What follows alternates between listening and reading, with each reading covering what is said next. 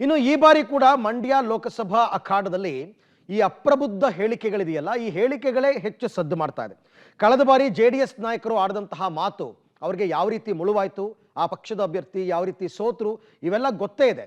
ಅದೇ ರೀತಿ ಈ ಸರ್ತಿ ಕಾಂಗ್ರೆಸ್ಗೆ ಅವರ ಪಕ್ಷದ ನಾಯಕರ ಹೇಳಿಕೆಗಳು ಮುಳುವಾಗುವಂತಹ ಎಲ್ಲ ಸಾಧ್ಯತೆಗಳು ಕೂಡ ಇದೆ.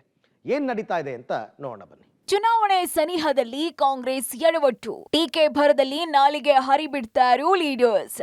ಎಚ್ಡಿಕೆ ಹಾರ್ಟ್ ಆಪರೇಷನ್ ಬಗ್ಗೆ ಶಾಸಕರ ಲೇವಡಿ.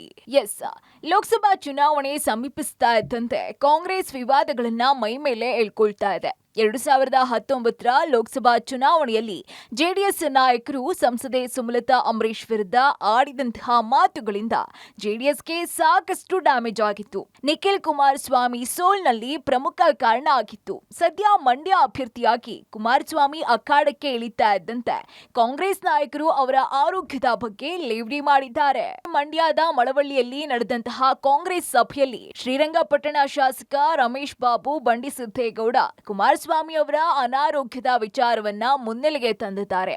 ಕುಮಾರಸ್ವಾಮಿ ಚುನಾವಣೆಗೆ ಬಂದ್ರೆ ಸಾಕು ಆಸ್ಪತ್ರೆಗೆ ದಾಖಲಾಗ್ತಾರೆ. 3 ದಿನದಲ್ಲಿ ಹಾರ್ಟ್ ಆಪರೇಷನ್ ಮಾಡಿಸ್ಕೊಂಡು 4ನೇ ದಿನಕ್ಕೆ ಎಲ್ಲಾ ಕಡೆ ಓಡಾಟವನ್ನ ಮಾಡ್ತಿದ್ದಾರೆ. ಚಲುವರಾಯಸ್ವಾಮಿಗೂ ಅದೇ ಕಾಯಿಲೆ ಇದೆ. ಚಲುವಣ್ಣ ಆಸ್ಪತ್ರೆಗೆ ಹೋದ್ರೆ 1 ತಿಂಗಳು ಬರೋದಿಲ್ಲ.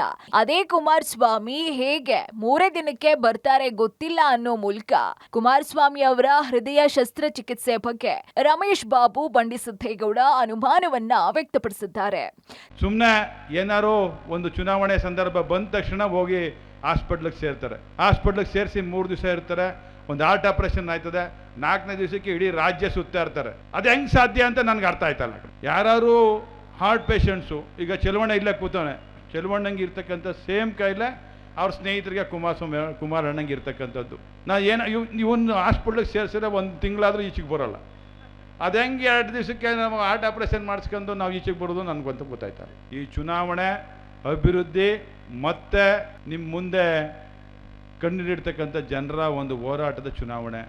ದಯಮಾಡಿ ಯಾರು ಬಂದು ನಿಮ್ಮ ಹತ್ರ ನನಗೆ ಆ ತೊಂದರೆ ಆಗಿದೆ, ಈ ತೊಂದರೆ ಆಗಿದೆ ಅನ್ನುವಂಥ ಮಾತುಗಳನ್ನ ಹೇಳಿದ್ರೆ ದಯಮಾಡಿ ನಿಮ್ಮ ಕೈ ಮುಗಿದು ಹೇಳ್ತೀನಿ, ಕೇಳಬೇಡಿ. ಸದ್ಯ ರಮೇಶ್ ಬಾಬು ಬಂಡಿಸಿದ್ದೇಗೌಡ ಹೇಳಿಕೆ ಮಂಡ್ಯ ಚುನಾವಣಾ ಅಖಾಡದಲ್ಲಿ ಭಾವನಾತ್ಮಕವಾಗಿ ಚರ್ಚೆಯಾಗ್ತಾ ಇದೆ. ರಮೇಶ್ ಬಂಡಿಸಿದ್ದೇಗೌಡ ವಿರುದ್ಧ ಜೆಡಿಎಸ್ ನಾಯಕರು ಆಕ್ರೋಶವನ್ನ ವ್ಯಕ್ತಪಡಿಸಿದ್ದಾರೆ. ನಮ್ಮ ತಂದೆಗೆ ಆಪರೇಷನ್ ಆಗಿರೋದು ಯಾರಿಗೂ ಸಾಬೀತು ಮಾಡುವ ಅವಶ್ಯಕತೆ ಇಲ್ಲ ಅಂತ ನಿಖಿಲ್ ಕುಮಾರಸ್ವಾಮಿ ತಿರುಗೇಟನ್ನ ಕೊಟ್ಟಿದ್ದಾರೆ. ಇನ್ನು ರಮೇಶ್ ಬಂಡಿಸಿದ್ದೇಗೌಡ ಕ್ಷಮೆ ಯಾಚಿಸುವಂತೆ ಪುಟ್ಟರಾಜು ಆಗ್ರಹಿಸಿದ್ದಾರೆ. ಕುಮಾರಣ್ಣನವರ ಆರೋಗ್ಯ ಹಾಳಾಗೋದಿಕ್ಕೆ, ಅಂತವರನ್ನ ನಾಯಕರನ್ನಾಗಿ ಮಾಡೋದಿಕ್ಕೆ ಅವರು ಓಡಾಡಿದ್ದೇ ಕಾರಣ ಅಂತ ಮಾಜಿ ಶಾಸಕ ಸುರೇಶ್ ಕುಮಾರ್ ಕಿಡಿಕಾರಿದ್ದಾರೆ. ನಮ್ಮ ತಂದೆಯವರಿಗೆ ಆಪರೇಷನ್ ಆಗಿರ್ತಕ್ಕಂಥದ್ದು ಸತ್ಯ ರೀ. 3ನೇ ಬಾರಿ ಹೃದಯದ ಚಿಕಿತ್ಸೆಗೆ ಕುಮಾರಣ್ಣ ಅವರಿಗೆ ವಾಲ್ವ್ ರಿಪ್ಲೇಸ್ಮೆಂಟ್ ಆಗಿದೆ. ಕಳೆದ 2018ರ ಒಂದು ವಿಧಾನಸಭಾ ಚುನಾವಣೆಯ ಸಂದರ್ಭದಲ್ಲಿ 1 ತಿಂಗಳು ಮುಂಚಿತವಾಗಿ ಸರ್ಜರಿ ಆಯಿತು. 1 ತಿಂಗಳಿಗೆ ಇಡೀ ರಾಜ್ಯವನ್ನು ಪ್ರವಾಸ ಮಾಡಿದ್ರು, ಜವಾಬ್ದಾರಿಯನ್ನು ತಗೊಂಡಿದ್ದಾರೆ ತಂದೆಯವರು. ಹಾಗಾಗಿ ಇವತ್ತು ಆ ರೀತಿ ಲಘುವಾಗಿ ಮಾತನಾಡ್ತಕ್ಕಂಥದ್ದು ಬಹುಶಃ ಅವರ ಒಂದು ಸ್ಥಾನಕ್ಕೆ, ಅವರ ಒಂದು ಹಿರಿತನಕ್ಕೆ ಶೋಭೆ ತರ್ತಕ್ಕಂಥದ್ದಲ್ಲ ಅಂತಕ್ಕಂಥದ್ದು ನಾನು ಹೇಳಲಿಕ್ಕೆ ಬಯಸ್ತೇನೆ. ದಯಮಾಡಿ ಲೀಡರ್ ಮಾಡಕ್ ಹೋಗಿ ನಮ್ಮ ಕುಮಾರಪ್ಪಂದು ಆರೋಗ್ಯ ಸ್ಥಿತಿ ಈ ಸ್ಥಿತಿಗೆ ಬಂದಿದ್ದು. ಒಬ್ಬ ಮಹಾನ್ ನಾಯಕ, ಈ ನಾಡು ಕಂಡಂತ ದೊಡ್ಡ ಕಲಾವಿದ ಅಂಬರೀಷ್ ಅಣ್ಣನ ಅವತ್ತು ಸೋಲಿಸ್ಲಿಕ್ಕೆ ಬೆಳಗ್ಗೆ 4 ಗಂಟೆ ಕರ್ಕೊಂಡೋಗಿ ಹಳ್ಳಿ ಸುತ್ತಿಸ್ತಾ ಪುಣ್ಯಾತ್ಮ. ಅವತ್ತಿನಿಂದನೇ ಅವರ ಆರೋಗ್ಯ ಕ್ಷೀಣಿಸ್ತಾ ಬಂತು. ಹೋಗಿ ಅವ್ರ ಮಾತೃಶ್ರೀ, ನಮಗೂ ಮಾತೃಶ್ರೀ ಸಮಾನ ವಿಜಯಮ್ಮ ಅವರು, ಅವ್ರಿಗೆ ದೀರ್ಘಾಂಡ್ ನಮಸ್ಕಾರ ಮಾಡಿ ನಾನು ಅಂದಿದ್ದು ಕುಮಾರಣ್ಣ ಬಗ್ಗೆ ತಪ್ಪಾಯ್ತಮ್ಮ ಅಂತೇಳಿ ಅವರ ತಾಯಿ ತಾವು ಕ್ಷಮೆ ಕೇಳಕ್ಕೆ.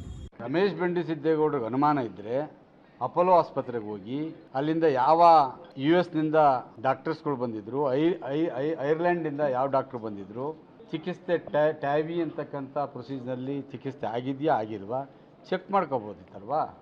ಚೆಕ್ ಮಾಡಿ ಅವ್ರಿಗೆ ಏನಾದರೂ ಅನುಮಾನ ಇದ್ದರೆ ಆಮೇಲೆ ಮಾತಾಡ್ಬೋದು. ಅದನ್ನು ಬಿಟ್ಟು ಇದು ಯಾವ ರೀತಿ ಅಂತಂದರೆ ಅವ್ರ ಆರೋಗ್ಯದ ಬಗ್ಗೆನೇ ಮಾತಾಡ್ತಕ್ಕಂಥದ್ದು. ಅವರು ಬಹುತೇಕ ನಮ್ಮೆಲ್ಲಗಿಂತ ಹೆಚ್ಚಾಗಿ ಇವರ ಒಡನಾಟದಲ್ಲಿದ್ದಂಥವ್ರು, ಇವ್ರ ಜೊತೆ ಎಲ್ಲ ರೀತಿಯ ಸುಖಗಳನ್ನ ಅನುಭವಿಸಿರ್ತಕ್ಕಂಥವ್ರು. ಇವತ್ತು ಯಾವುದೋ ತೇವಲಿಗೆ ಯಾವುದೋ ಒಂದು ಅಧಿಕಾರದ ಮದದಿಂದ ಈ ರೀತಿ ಮಾಡ್ತಕ್ಕಂಥದ್ದು ಬಹಳ ಖಂಡನೀಯ. ಅದಕ್ಕೆ ಜನಗಳು ಉತ್ತರ ಕೊಡ್ತಾರೆ ಅಂತಕ್ಕಂಥದ್ದು ನನ್ನ ಭಾವನೆ. ಆದ್ರೆ ಶಾಸಕರ ಹೇಳಿಕೆಯನ್ನ ಡಿಸಿಎಂ ಡಿಕೆ ಶಿವಕುಮಾರ್ ಸಮರ್ಥನೆ ಮಾಡ್ಕೊಂಡಿದ್ದಾರೆ. ಅವರೆಲ್ಲ ಒಂದೇ ಗರಡಿಯಲ್ಲಿ ಬೆಳೆದಿರೋದು. ಅವರ ಪಟ್ಟು ಇವರಿಗೆ ಗೊತ್ತಿರುತ್ತೆ, ಇವರ ಪಟ್ಟು ಅವ್ರಿಗೆ ಗೊತ್ತಿರುತ್ತೆ, ಅದಕ್ಕೆ ಅವ್ರು ಮಾತನಾಡ್ತಾರೆ ಅಂತ ತಿಳಿಸಿದ್ರು. ಅವರೆಲ್ಲ ಒಂದೇ ಗರಡಿಯಲ್ಲಿ ಬೆಳೆದವರು.